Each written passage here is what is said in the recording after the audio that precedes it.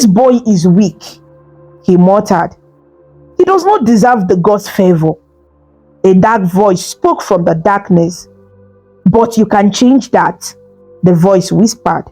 Oduka turned and saw an old woman standing before him. Her back was bent with age, but her eyes gleamed with power. She was a Zulu, a feared sorceress who lived deep in the forest.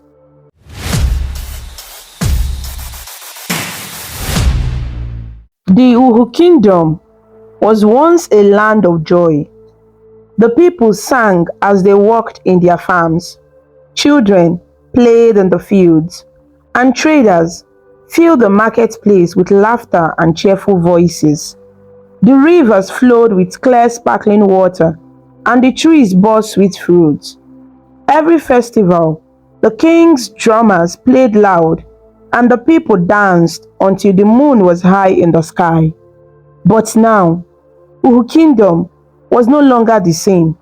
A terrible curse had fallen upon the land. The rivers dried up, the farms withered, and hunger spread like fire. People grew weak and sick. Many had already died, and the rest feared they would be the next. In the palace, the king of Uhu, a wise and noble ruler, sat with his council of elders. Their faces were full of worry. They had gathered in the royal hall to find a solution. "The gods are angry," one elder said, shaking his head. "Our people are dying," another added. "We must act quickly." The chief priest, an old man with white hair and wise eyes, stepped forward. He held a sacred staff and spoke with a firm voice. "Our ancestors left us a prophecy," he said. "It is written that when darkness falls upon Uhu Kingdom, the only way to bring back light is to retrieve the calabash of life from the forbidden forest." A deep silence filled the hall. Everyone knew about the forbidden forest. It was a place of great evil, filled with dark spirits and deadly beasts. Many brave warriors had entered, but none had ever returned. "Who will go?" the king asked. His voice was strong, but there was sadness in his eyes. He knew the journey was dangerous. The chief priest lifted his staff and called for the sacred divination. A golden bowl filled with sacred water was placed before him. He whispered ancient words and dropped a special seed into the water. The seed spun around, glowing softly, before stopping in one direction. The priest followed its path and pointed to a young man standing at the back of the hall. "The gods have chosen Obina," gasped filled the room. Obina was not a warrior. He was just a simple young man who had been raised by Dibia Nwosu, the village herbalist. Though he was kind and hardworking, he had never fought a battle in his life. How could he be the chosen one? Obina himself was shocked. He looked around, unsure if he had heard correctly. "But I am not a warrior," he said softly. "The gods do not choose by strength," the chief priest replied. "They choose by the heart, and your heart is pure." Just then, a loud voice interrupted the meeting. "This is a mistake." The voice belonged to Oduka, the strongest warrior in Uhu Kingdom. He was tall and powerful, with deep scars from many battles. Oduka was jealous and proud. He had hoped to be chosen for the mission, believing only a great warrior like himself could survive the forbidden forest. "This boy is weak," Oduka shouted angrily. "He cannot fight. He cannot survive. The gods should choose me instead." The chief priest shook his head. "The gods have spoken, Oduka. Their choice is final." Oduka's face burned with rage. He clenched his fist and turned to the king. "My king," he said, bowing slightly. Do not send this boy to his death. Let me go in his place." The king sat in deep thought. He knew that Obina was not a trained fighter, but he also knew that the gods never made mistakes. Finally, the king spoke. "The gods have made their choice. Obina will go." Oduka's eyes darkened. His jaw tightened, but he did not argue further. Instead, he stepped back, but in his heart, he was filled with hatred and jealousy. Obina, still overwhelmed, stepped forward and bowed before the king. "My king," he said, "I will go." The king's face softened. "The journey is dangerous, Obina. You must prepare yourself well. No one has ever returned from the forbidden forest." Obina swallowed hard, but he nodded. "I will do my best, my king." The king signaled to Dibia Nwosu, the wise herbalist who had raised Obina. "Nwosu, train him well," the king ordered. "Teach him everything he needs to survive." Dibia Nwosu, an old but strong man, nodded with a serious expression. He will be ready. Obina left the palace that day with many thoughts in his mind. The people of Uhu Kingdom watched him with a mixture of fear and hope. Some whispered that he would fail, that he was too weak. Others prayed that he would succeed, for he was their only chance. As he walked home, Ebele, his childhood friend, ran up to him. "Obina," she called. She was out of breath, her eyes full of worry. "Is it true? Are you really going to the forbidden forest?" Obina nodded slowly. "The gods have chosen me, Ebele." Tears filled her eyes. "But it is too dangerous. No one ever comes back. What if I never see you again?" Obina took her hands gently. "I must do this, Ebele. If I don't, our people will continue to suffer." She lowered her head, her heart heavy. "Then I will pray for you every day." Obina smiled faintly. "Thank you, Ebele." As night fell over Uhu Kingdom, Obina sat outside his hut, staring at the dark sky. His mind was filled with questions. Why had the gods chosen him? Could he really survive? Would he ever return home? Behind him, Dibia Nwosu stepped forward and placed a hand on his shoulder. "This journey ahead will not be easy," Nwosu said. "Oh, you must be strong, Obina. Remember, the gods do not choose by accident." Obina nodded. He did not have all the answers, but one thing was clear: he had a mission, and no matter what, he would not fail. The sun had barely risen over Uhu Kingdom when Obina arrived at Dibia Nwosu's hut. His heart pounded with uncertainty. He had never trained for battle before. He had never even held a real weapon, but the gods had chosen him, and he could not turn away from his destiny. Dibia Nwosu stood outside, waiting for him. The old herbalist was dressed in a long white robe, his grey beard flowing in the wind. His eyes, deep and wise, studied Obina carefully. "You are ready to begin," Nwosu said. It was not a question, it was a statement. Obina took a deep breath and nodded. "Yes, Dibia." Nwosu led him to a clearing in the forest, away from the eyes of the villagers. Birds sang in the trees, but Obina barely heard them. His mind was focused on what was ahead. The old man picked up a long wooden staff and handed it to Obina. "Before you can fight," Nwosu said, "you must learn to survive." Obina frowned. "I thought you were going to teach me how to use a sword." Nwosu chuckled softly. "A warrior with wisdom is like a man carrying water in a basket. He will surely fail." The training began. Nwosu taught Obina how to find food in the wild, showing him which plants were safe to eat and which ones were deadly.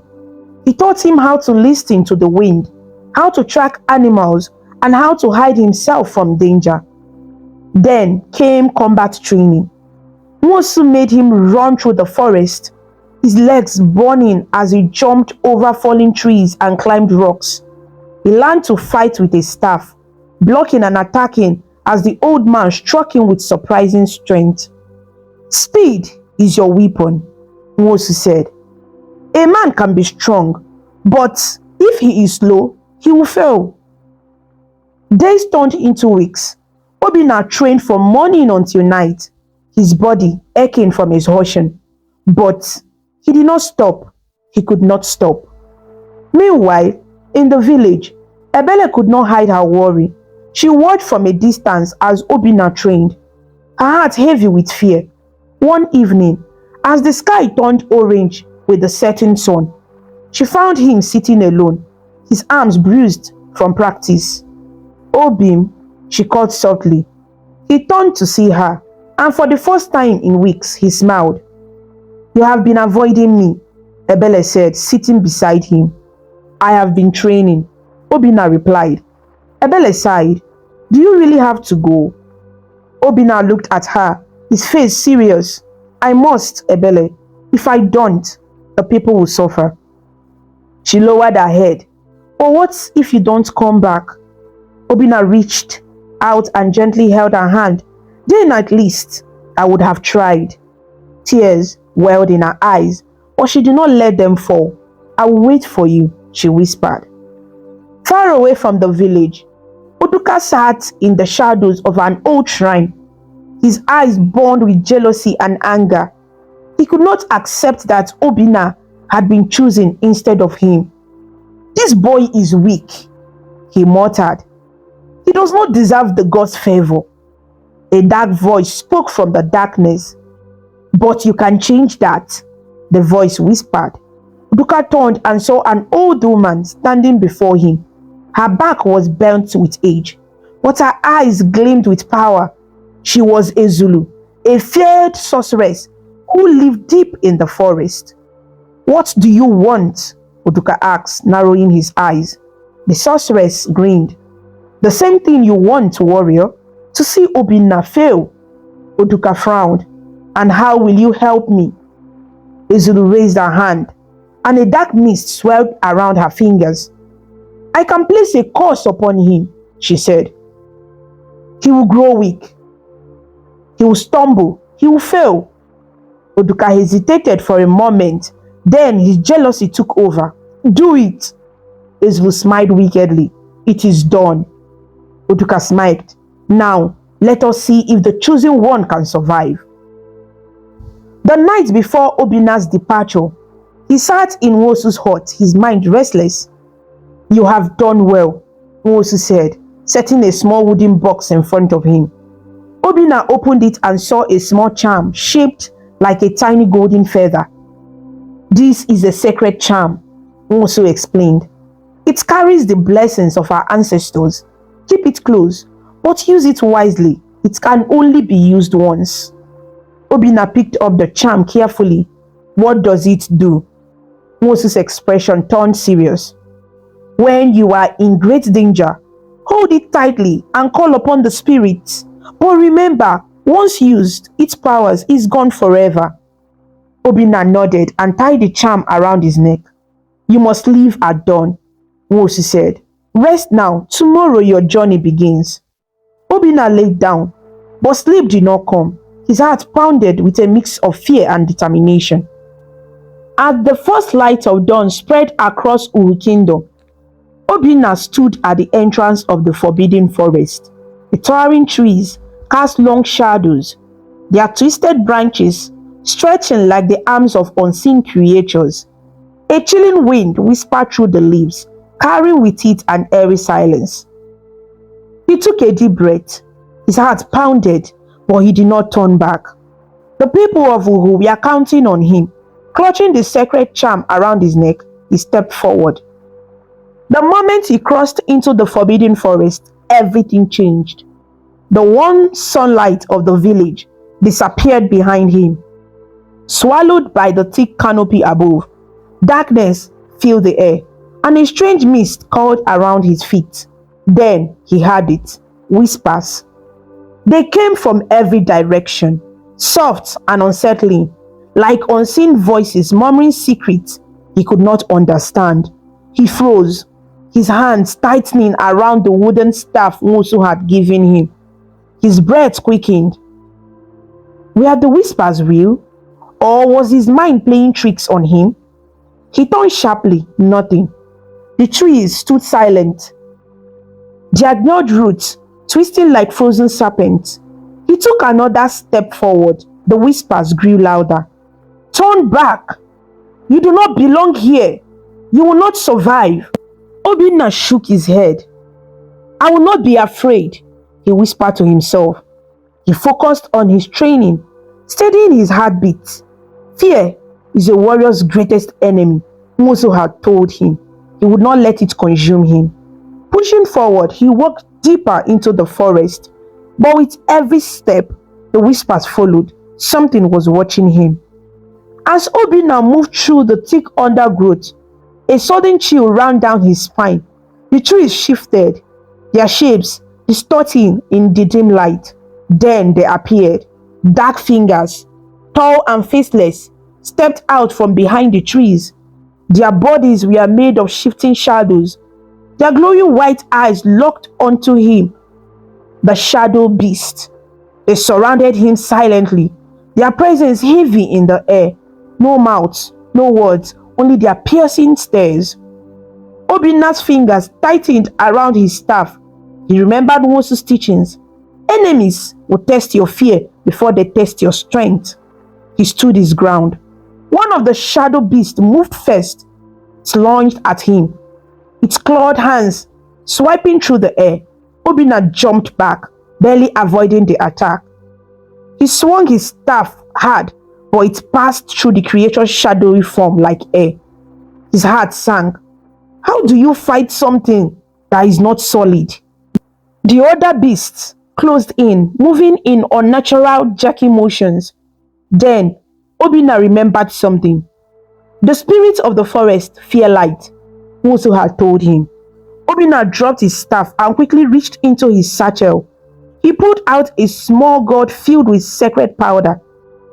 Musu had given it to him, saying it will protect him from evil forces. The shadow beast lunged. Obina threw the powder into the air. The moment the dust touched them, the creature let out an unearthly screech. Their bodies shuddered, the misty darkness around them breaking apart. One by one, they faded into the shadows, disappearing as they had never been there. Obina collapsed to one knee, his body trembling. His breathing was wretched, sweat pouring down his face. He had survived. But his strength was fading. The battle had drained him, and the journey was only beginning. Just as he tried to catch his breath, a sudden rustling came from the trees. Obina spun around, his tired body tensing. Was there another enemy? Then she appeared. A woman stepped out from the shadows, dressed in a warrior's attire. Her dark braids rested over her shoulders, and her sharp eyes studied him with curiosity. She held a long carved blade, its surface gleaming even in the dim light. Obina quickly grabbed his staff, struggling to stand up. The woman raised a hand. Rest, she said. Her voice was calm but firm. I am not your enemy. Obina hesitated, studying her carefully. Who are you? He asked. She shifted her blade and took a step closer. My name is Adora, she said. I have been watching you. Obina frowned. Watching me? Adora nodded. Few survived an encounter with the shadow beast. But you did. Obina swallowed hard. Who are you? He repeated. Adora's expression darkened. Someone who once made the same journey as you, she said. I too sought the calabash of life long ago.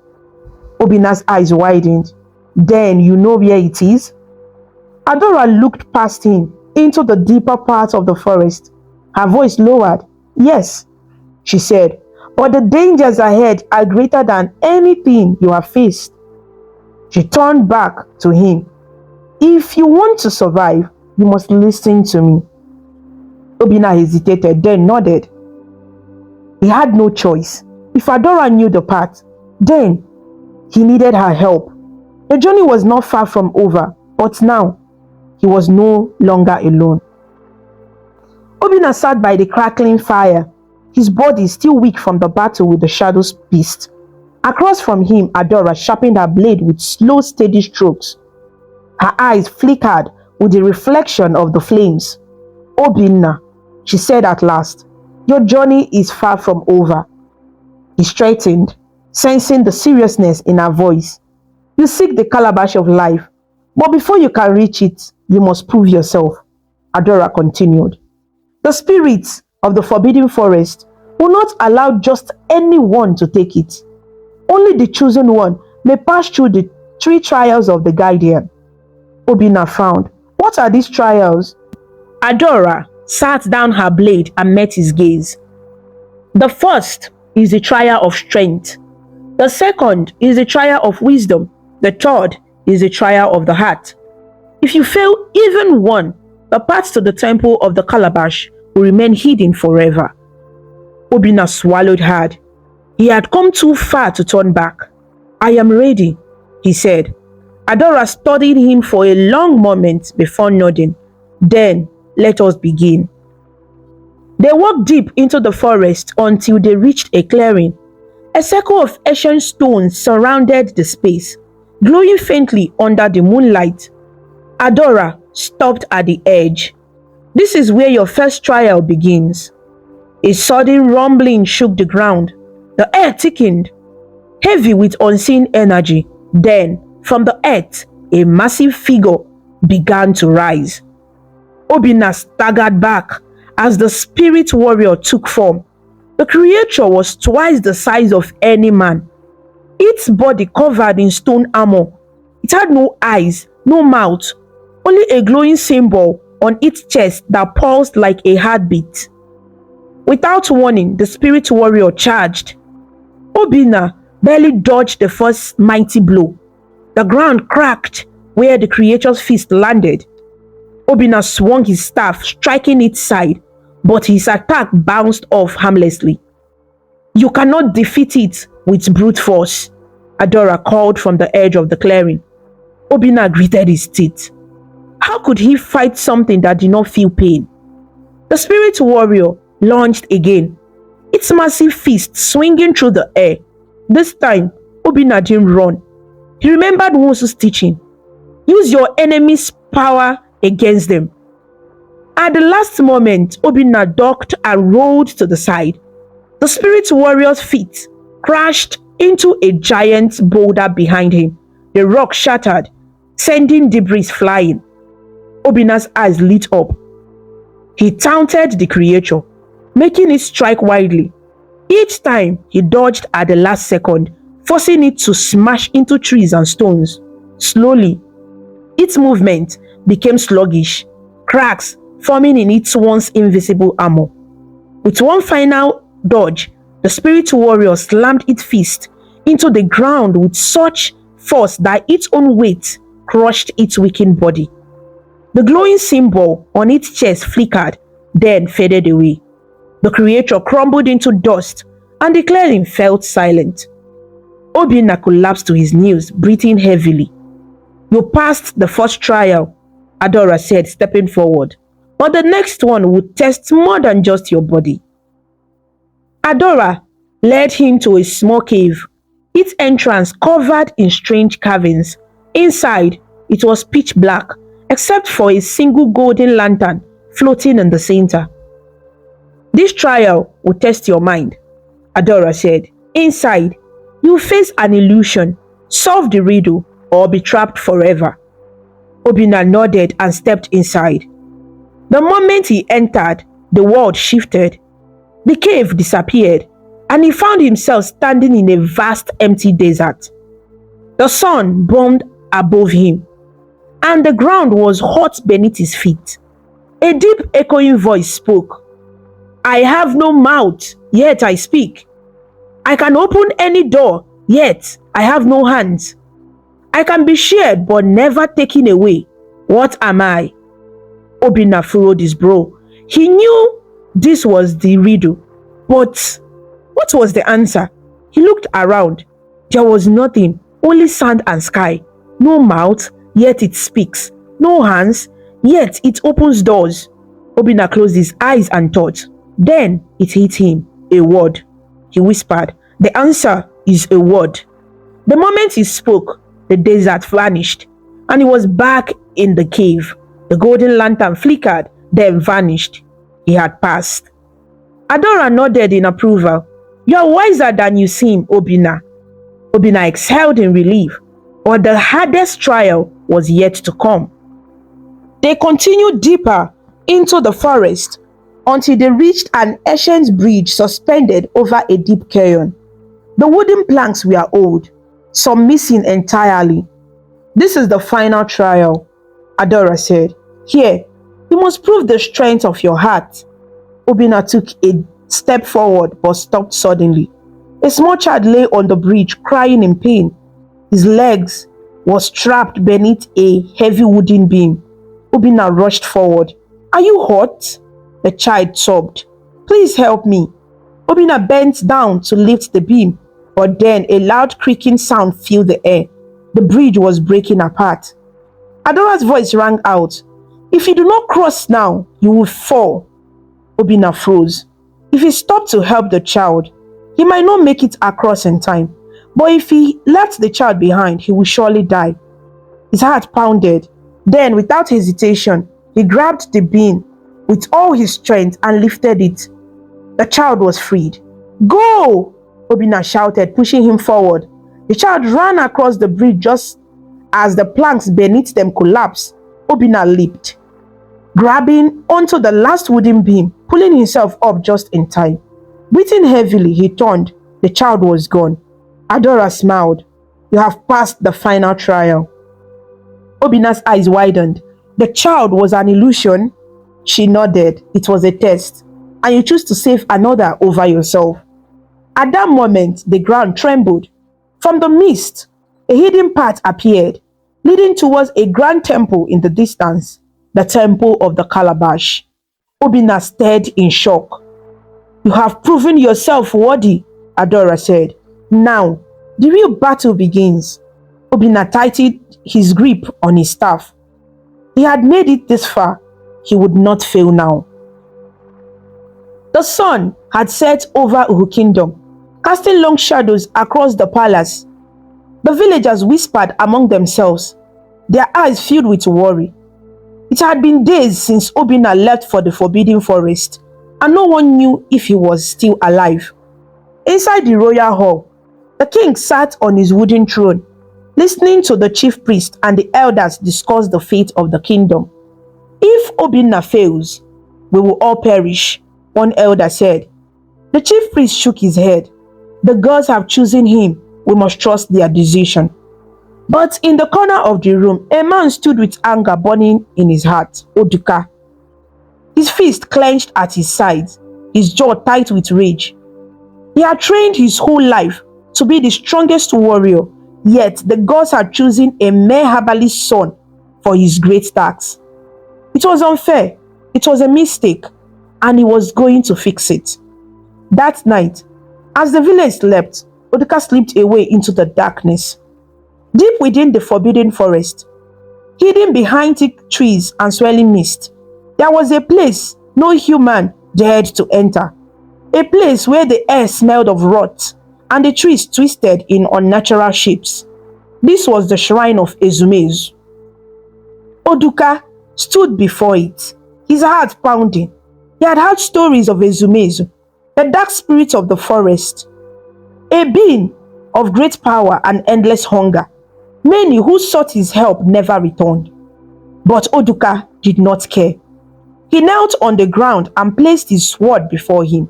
Then, in a low, steady voice, he called upon the dark spirit. Ezumezu, ruler of shadows, hear me. The air grew cold. The trees shook as a deep, inhuman voice filled the night. Who dares summon me? A dark mist called from the shrine, forming into a terrifying figure. Ezumezu had no solid shape, only red glowing eyes and a shifting body of black smoke. Oduka did not tremble. He bowed his head. "I seek power," he said. "Give me the strength to defeat Obina and claim the calabash of life for myself." Ezumezu let out a low chuckle. "You ask for much, warrior. And what will you give in return?" Oduka lifted his head. "Anything." The dark spirit moved closer, his voice like a whisper in the wind. "Very well," Ezumezu said. "I will grant you unmatched strength, but there is a price." Oduka's heart pounded. "What price?" Ezumezu's red eyes glowed brighter. "Once you take my power, your soul will no longer belong to you. When your time comes, you will belong to me." Oduka hesitated for only a moment. Then, without fear, he nodded. "I accept." Ezumezu let out a thunderous laugh, and the darkness swallowed Oduka whole. A sharp pain tore through his body as the spirit's power filled him. His muscles grew, his eyes darkened, and his skin burned with a strange new energy. He felt unstoppable. When the mist cleared, Oduka rose to his feet, stronger than ever. He clenched his fist, feeling the raw power pulsing through his veins. "Now," Ezumezu whispered, "go and destroy Obina." Oduka's lips curled into a wicked smile. With his newfound strength, Oduka gathered a group of his most loyal warriors. They were skilled fighters, men who had followed him into battle many times. "We are going into the forbidden forest," Oduka told them. "We will find Obina and take the calabash of life for ourselves." His men looked at each other, fear flashing in their eyes. "But my lord," one of them said, "no man who enters the forest ever returns." Oduka laughed coldly. "I am no ordinary man." With that, he led them forward, disappearing into the dark trees. The journey was long and treacherous. The forest seemed alive, watching them with unseen eyes. Shadows moved between the trees, and the air was filled with strange whispers. But Oduka was not afraid. Each time a creature came near, he crushed it with his bare hands. His strength now beyond human limits. His warriors watched in shock, realizing their leader was no longer just a man. He was something else, something dangerous. Meanwhile, Obina and Adora had reached the temple of Calabash, but they did not yet know of the danger approaching them. The temple of life stood tall and ancient, its massive stone walls covered in golden carvings. The air around it felt heavy, thick, with the whispers of spirits long forgotten. Obina and Adora stood before the great entrance, their eyes fixed on the towering door before them. "We are here," Adora said softly. Obina felt his heart pound. His journey had led him to this place, to the calabash of life. With it, he could save Uhu Kingdom from the deadly curse. But something in the air felt wrong. Adora took a step forward and ran her hand along the carvings of the stone door. They depicted warriors, kings, and spirits, all surrounded the golden calabash at the center. "This temple has stood for centuries," Adora said. "Many have tried to take the calabash, but none have succeeded." Obina looked at her. Then, "How will I?" Adora turned to him. "Because you were chosen. The spirits do not pick a warrior based on strength alone." Obina nodded, then pushed against the heavy door. It let out a deep groan, and dust fell from above as it slowly began to open. The moment the entrance revealed the temple's interior, a powerful force rushed toward them. A glowing mist filled the room, swelling like a great storm. Then, out of the mist, a figure appeared. A tall spirit, dressed in the robes of an ancient king, stepped forward. His eyes glowed white, and his voice echoed like thunder. "Who dares enter this sacred place?" Obina felt his knees weaken, but he forced himself to stand tall. "I am Obina, the chosen one," he said. "I have come for the calabash of life." The spirit studied him carefully. His presence was overpowering, filling the air with an energy that made the very walls tremble.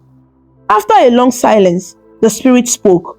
"You are brave, young one," he said, "but courage alone will not protect you from what is to come." Obina swallowed hard. "I must take the calabash. The people of my kingdom are dying." The spirit's eyes darkened, his expression unreadable. "The calabash holds great power," he said. "It brings life, but it also brings death. If you take it, you will awaken the force that has slept for 1,000 years." Adora's eyes widened. "Ezumezu," she whispered. Obina felt a chill run through him. He had heard of Ezumezu, the dark spirit that ruled over the forbidden forest. But could it truly be as powerful as the story said? The spirits of the ancestors took another step forward. "If you choose to take the calabash, you must be prepared to face the ultimate evil." Obina's hands tightened into fists. He had come too far to turn back. He had passed the 3 trials, fought the shadow beast, and survived every danger in the forest. "I am ready," he said firmly. The spirit let out a deep sigh, his glowing eyes never leaving Obina's face. "Then take it," he said. The mist parted, revealing the calabash of life resting on a raised stone platform in the center of the temple. Obina's heart raced as he stepped forward. The calabash was beautiful, covered in ancient symbols that glowed with a golden light. He could feel its power pulsing in the air around it. Slowly, he reached out and placed his hands on it. The moment his fingers touched the smooth surface, the temple trembled. A loud rumbling shook the ground, and dust rained down from the ceiling. The torches lining the temple walls flickered wildly, their flames dancing in the wind that had suddenly rushed through the room. Obina tightened his grip. Then, a sound filled the air, a deep, terrifying laugh. The ground beneath them split apart, cracks spreading across the stone like a spider's web. A dark mist rose from the cracks, growing thicker, twisting and shifting until it formed into something monstrous. 2 red eyes glowed from within the darkness, filled with hatred and hunger. Ezumezu had awakened.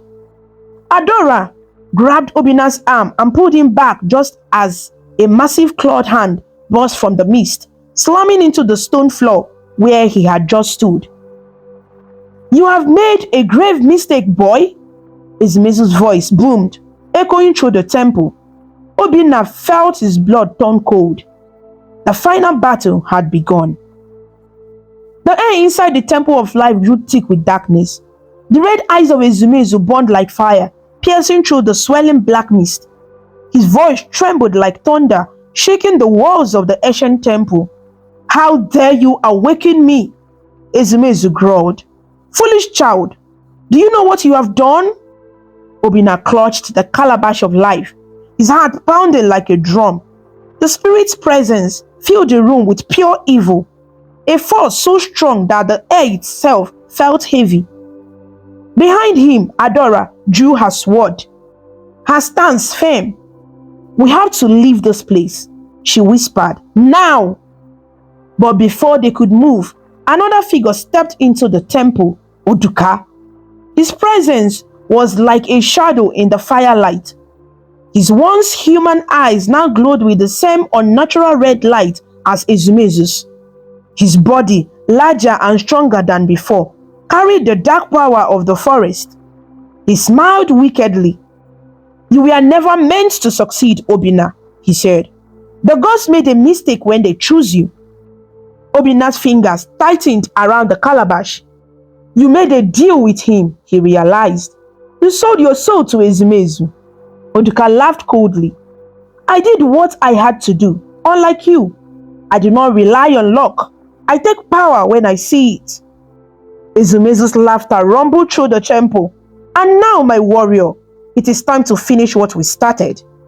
Oduka stepped forward, his dark energy crackling like lightning. "Obina, you will not leave this temple alive." Oduka moved faster than a man should be able to move. In an instant, He was in front of Obina, his fist slamming into his chest. Obina flew backward, crashing into a stone pillar. Pain exploded through his body, but he forced himself to stand. Oduka was stronger than before, his power unnatural. Every movement was filled with dark energy, his attacks too fast to follow. Obina swung his staff, but Oduka caught it with one hand and snapped it in half. "You cannot defeat me," Oduka sneered. "You were never strong enough." Obina breathed heavily, blood dripping from a cut on his forehead. He knew Oduka was right.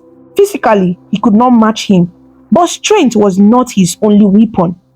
"Use your enemy's power against them," Moses' words echoed in his mind. Obina watched Oduka carefully, noticing how he relied on brute force.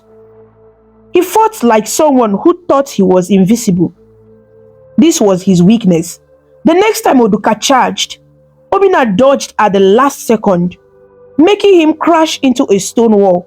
Dust and debris rained down, but Oduka recovered quickly, eyes burning with fury. "You are only delaying the inevitable," he roared. Obina gritted his teeth. He had to find a way to win. As Oduka prepared to strike again, Adora stepped between them. "Oduka, stop this," she shouted. "You are not this person." Oduka hesitated for just a moment. "You were once a warrior of Udhu Kingdom," Adora continued. "Is this how you want to be remembered? As a servant of darkness?" Uduka's eyes flickered, a brief moment of doubt appearing. Izumezu's voice boomed through the temple. "Do not listen to her. Kill them." Oduka gritted his teeth, pushing away the hesitation. He lifted his sword, ready to strike Obina down. But before he could, Adora moved. With all her strength, she threw herself in front of Obina, taking the full force of Oduka's attack. The temple fell silent. Oduka staggered back, his sword dripping with blood. His hands shook, his breath unsteady. He stared at Adora as she collapsed to the ground, a deep wound across her chest. "Why?" Oduka whispered. Adora smiled weakly. "Because you are still my brother, even if you have lost your way." Her eyes closed, and she fell still. Obina felt a wave of rage and grief rise inside him. "No!" he shouted, kneeling beside her. Oduka took a step back, his face pale. He looked down at his hands, at the blood on his sword, realization crashing down on him. "What have I done? She's my sister." Izumesu's red eyes burned with anger. "You are weak," he hissed. "I gave you power, and you now hesitate? You disappoint me, Oduka." Oduka staggered, his mind racing. "No," he muttered. "This is not what I wanted." Izumesu's dark mist swelled, growing larger. "Then, you are no use to me anymore." Before Oduka could react, Izumesu reached out with a clawed hand, his misty form wrapping around Oduka like a serpent. Oduka gasped, his body twisting in pain as the darkness consumed him. His screams echoed through the temple, then suddenly silence. Oduka was gone. Izumesu turned his gaze to Obina. "Now, boy," he growled, "it is just you and me." Obina rose his feet, his grief turning into pure determination. Adora was gone, Oduka was gone, but he would not let their sacrifices be in vain. With the calabash of life in his grasp, he prepared for the final battle. The temple of life trembled, its ancient walls cracking as Izumesu's dark mist filled the air. His red eyes burned like fire, locked onto Obina, the last one standing. Oduka was gone. Adora too was gone. Now Obina stood alone. "You cannot defeat me, boy," Izumesu growled, his voice echoing through the crumbling temple. "I am the darkness itself. I have existed for 1,000 years. You are nothing but a child." Obina's fingers tightened around the calabash of life. He felt its warm energy pulsing through his hands, but he knew it was not enough. Izumesu was too powerful. Then A memory surfaced. Nwosu's words before he left the village. The sacred charm is your last hope. Use it wisely. His hand flew to his neck, where the small golden feather charm still hung. He had almost forgotten it. It was his only chance. As Ezumezu's dark form shifted, preparing to strike, Obina ripped the charm from his neck and clutched it tightly in his fist. The moment he did, a blinding light exploded from his hand. Ezumezu hurled in rage, shrinking back as the golden light burned through the darkness. Obina felt a strange warmth spread through his body, filling him with a power he had never known before. He could hear whispers, not the airy whispers of the forest, but strong familiar voices. The spirit of his ancestors. "You are not alone, Obina," they whispered. "We are with you." The light from the charm spread, wrapping around Obina like a glowing shield. His wounds healed, his strength returned, and his heart grew steady. Ezumezu roared, his shadowy form twisting in agony. "No!" he thundered. "I will not be defeated!" With one final push, he lunged at Obina, his massive clawed hands reaching for him. But this time, Obina was ready. Obina leaped forward, moving faster than he ever had before. The light of his ancestors guided him, showing him what he needed to do. "Strike his heart," the voices whispered. He focused his energy and dashed towards Ezumezu's chest, where the darkest part of his misty form pulsed. Ezumezu swung his claws, but Obina ducked, rolling beneath them. With all his strength, he drove his fist forward, slamming the golden charm directly into Ezumezu's skull. The effect was instant. Ezumezu let out a deafening scream, his body convulsing as cracks of golden light spread across his form. The darkness tore apart, breaking like shattered glass. The monster that had ruled the forbidden forest for centuries was being sealed away. The temple began to collapse. The walls shook and the ceiling crumbled, sending rocks crashing to the ground. Obina stumbled back, panting as he watched Ezumezu slowly fade. His red eyes filled with fury. "This is not the end," the dark spirit hissed, his voice growing weaker. "One day I will return." And with that, Ezumezu let out one final scream before his form shattered into nothingness. The ground beneath them rumbled, the last of the dark mist vanishing into the air. The calabash of life glowed brighter than before, its golden surface free from the shadow that had surrounded it. The curse was broken, but the temple was falling apart. Obina turned and sprinted towards the entrance, dodging falling stones and leaping over cracked floors. The moment he reached the doorway, the entire structure behind him collapsed in a cloud of dust. He barely made it out alive. Outside, the forbidden forest was changing. The once thick mist began to clear, revealing blue skies above. The twisted trees that have stood for centuries withered, their dark branches curling inward and crumbling into dust. The whispers that had haunted Obina since the moment he entered the forest were gone. Ezumezu's power had been the source of the forest evil. Now that he was gone, so was his darkness. Obina collapsed to his knees, exhaustion finally catching up to him. It was over. For a long time, Obina did not move. His thoughts were on Adora and Oduka, two warriors who had lost their lives in this battle. One had fought for good, the other for power, but in the end, both had fallen. He picked up Adora's sword, holding it gently. "I will not forget you," he whispered. Then, with the calabash of life clutched to his chest, he turned towards the path leading out of the forest. It was time to go home. The forbidden forest was silent.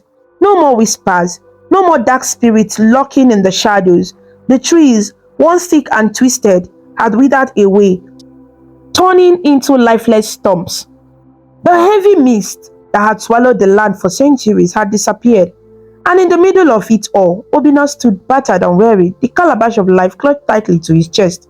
His body ached, his clothes were torn, and his wounds burned. But he had done it. He had faced Ezumezu, defeated the darkness, and now he is going home. With one final glance at the ruins of the Temple of Life, he turned towards the path leading out of the forest. Every step felt heavy, but he forced himself forward. For the people of Uhu Kingdom, for Adora's sacrifice, and for the promise he had made, he had to keep going. The road back was long and painful. Obina's legs wobbled with every step, and his vision blurred from exhaustion. His body had taken too many hits, and his strength was nearly gone, but still he pushed forward. He thought of the villagers waiting for him, the sick children, the elders who had prayed for his return. He thought of Ebele, who had begged him not to go, but had still promised to wait for him. That thought alone kept him moving. By the time he reached the edge of the forest, the sun was rising. Warm golden light spread across the land, touching the grass, the trees, and the dirt path that led towards Uhu Kingdom. For the first time in weeks, he saw the village huts in the distance, and his heart swelled with relief. He had made it. The first villager to see him let out a loud cry. "Obina has returned!" Within moments, the entire village gathered at the gates, their eyes wide with shock and hope. They had feared the worst, that he had been lost like the warriors before him. But here he was, standing before them. The king and the elders arrived, stepping forward in shock. The chief priest, who had once foretold this journey, stared at the calabash of life in Obina's hands. "It is true," he whispered. "The gods did not forsake us." The people cheered, their voices filling the air with joy. Women clapped their hands, children ran around excitedly, and the warriors bowed their heads in respect. The king raised his hand for silence. His eyes, filled with gratitude, met Obina's. "You have done what no man before you could do," the king said. "You have saved us, Obina." Obina tried to speak, but his body had reached its limit. His vision darkened, his legs gave out beneath him, and the last thing he saw before collapsing was Ebele running towards him, screaming his name. Obina woke up to the sound of soft sobbing. His body ached, but he was alive. He blinked slowly, realizing he was lying on a mat inside a hut. The air smelled of fresh herbs and burning incense. Then he saw her. Ebele sat beside him, her face buried in her hands. Tears fell from her eyes, but she didn't notice him watching. "Don't cry," he said weakly. Ebele's head snapped up. "Obim." Before he could say another word, she threw her arms around him, holding him tightly. He felt her trembling, her body shaking with relief. "You came back," she whispered, her voice breaking. "I thought I lost you." Obina gently pulled back to look at her face. "I promised I would return." Her eyes filled with fresh tears, but this time she smiled.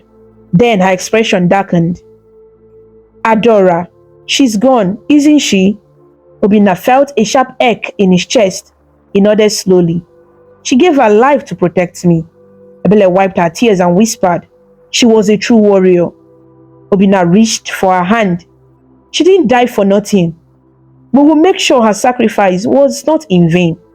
Ebele nodded, but the sadness in her eyes remained. That evening, the elders gathered in the center of the village, where a sacred altar had been prepared.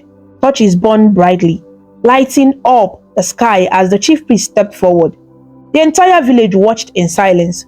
Obina, still weak but determined, stood before the elders holding the calabash of life. The chief priest lifted his hands to the heavens and began to chant. The elders joined him, their voices deep and powerful, calling upon the spirits to accept the sacred offering. Obina stepped forward and placed the calabash on the altar. The moment he did, a golden light burst from within it, spreading through the village like a warm breeze. The sick and weak suddenly gasped, their strength returning. The crops, which had withered from the curse, grew green again. The river, which had dried up, began to flow once more. A loud cheer erupted from the villagers. "The curse is broken," someone cried. "We are saved." The king turned to Obina, pride shining in his eyes. "You are no longer just a boy," the king said. "You are a warrior of Uhu Kingdom." The people chanted his name, their voices full of gratitude. "Obina! Obina! Obina!" Obina felt tears in his eyes. He had started his journey as a simple boy, unsure of himself, doubting his worth. But now he stood as a hero. And though Adora was gone, he knew she was watching over him. His kingdom was safe. The darkness had been defeated, but Obina's journey was not yet over. The morning sun bathed Uhu kingdom in golden light. The air was filled with the sounds of drums and singing, a celebration like no other. The curse was broken, the people were healed, and the land had come back to life. At the center of the village, a great feast had been prepared. Tables overflowed with yams, roasted meat, and fresh fruit. The villagers danced in circles, clapping their hands, their voices ringing with joy. Obina sat quietly near the king's throne, watching it all unfold. He should be happy, but his heart was heavy with memories of his journey. The people of Uhu had called him a hero, but he didn't feel like one. He had simply done what was right. As the people cheered and sang, the king rose from his seat, lifting his royal staff high into the air. The crowd fell silent. He turned to Obina, his eyes filled with pride. "Obina," the king said, "you have done what no man before you could do. You have brought back the calabash of life and saved our kingdom from destruction. You are the greatest warrior of Uhu." A thunderous cheer erupted from the people. They chanted his name, their voices echoing across the village. Obina stood slowly, feeling the weight of their expectations. He looked at the king, then at the people who had gathered to honor him. But deep inside, he knew the truth. He raised his hand, signaling for silence. "I am honored by your words, my king," he said humbly, "but I am not the greatest warrior. I am only a man who followed the path led before him." Murmurs rippled through the crowd. The king nodded thoughtfully, impressed by Obina's humility. "You have shown not only strength but wisdom," the king said. "And for that, I wish to give you a place among my royal warriors. Stand by my side and protect this kingdom as one of my greatest champions." The people cheered again, awaiting Obina's response. But Obina did not answer immediately. He thought of Dibia Nwosu, the wise herbalist who had trained him, who had believed in him when no one else did. He thought of the ancient spirit of the forest, who still needed a protector. Then he knew his answer. With respect, he bowed before the king. "My king, your offer is an honor," Obina said, "but my journey is not yet over. I wish to follow the path of Dibia Nwosu, to travel the land, to protect the innocent, and to keep the balance between the spirits and the people." A hushed silence fell over the crowd. No one had expected him to refuse such a great position. But then the king smiled. "You are truly a man of destiny, Obina," he said. "Go forth and walk your path. But know that Uhu Kingdom will always be your home." The villagers, once confused by his choice, now cheered even louder, honoring his decision. As the sun began to set and the celebration continued, Obina stepped away from the crowd. He found a quiet spot near the river, where the water now flows smoothly once more. A soft voice called behind him. "Obina!" He turned and saw Ebele standing there, her eyes filled with something deeper than joy. "You are leaving," she said softly. Obina nodded. "There is more I must do, Ebele." He took a step closer. "And when will you return?" Obina hesitated. "I do not know." Ebele lowered her gaze, gathering the courage to speak the words she had held inside for so long. "I have always waited for you, Obim," she said. "Even when I feared you would not return, my heart still held on to hope, because I love you." Obina stared at her, surprised by the honesty in her words. "Ebele," he whispered. For so long, he had thought only of his duty, but now, standing before her, he realized that some things were worth holding on to. He reached out and gently took her hand. "I love you too, Ebele," he said, his voice steady and true. A smile broke across her face, and for the first time in a long time, Obina felt truly at peace. "I will return to you," he promised. "No matter how far I go, my heart will always lead me back to you." She nodded, believing him. Then, without hesitation, she leaned forward and rested her forehead against his. For a moment, there was no words, only the sound of the river flowing and the warmth of their love binding them together.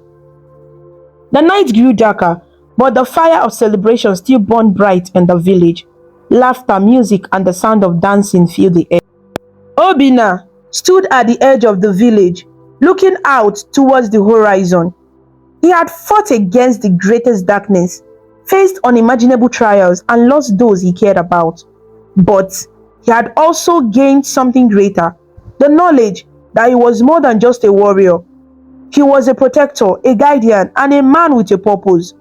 As the wind whispered through the trees, he smiled. New challenges would come, new dangers would rise, but he was ready. And so, with the stars shining above him, Obina took his first step towards a new beginning. Obina's story teaches us that true strength is not just about power or winning battles. It is about courage, wisdom, and doing what is right even when it's difficult. He was chosen not because he was the strongest, but because he had a pure heart. Through his journey, he learned that bravery is not the absence of fear, but the ability to move forward despite it. Power without wisdom leads to destruction, as seen in Oduka's downfall. True leadership comes from humility, as Obina refused to let pride define him. Love and loyalty are more powerful than any weapon, as shown through Ebele's devotion. In the end, Obina chose a path not of personal glory, but of service to protect, to heal, and to make the world a better place. His story reminds us that heroes are not just those who fight, but those who protect, guide, and uplift others. Thank you so much for watching this amazing story about Obina on African Stories by V. If you liked it and felt inspired with his journey, please show your support by clicking the like button, sharing with your friends, and leaving a comment below. To see more interesting stories and learn about different cultures, subscribe to African Stories by V, and don't forget to ring the notification bell so you never miss a new story. Your support means a lot and helps us bring more stories to you. Until we meet again, stay connected, stay inspired, and keep smiling.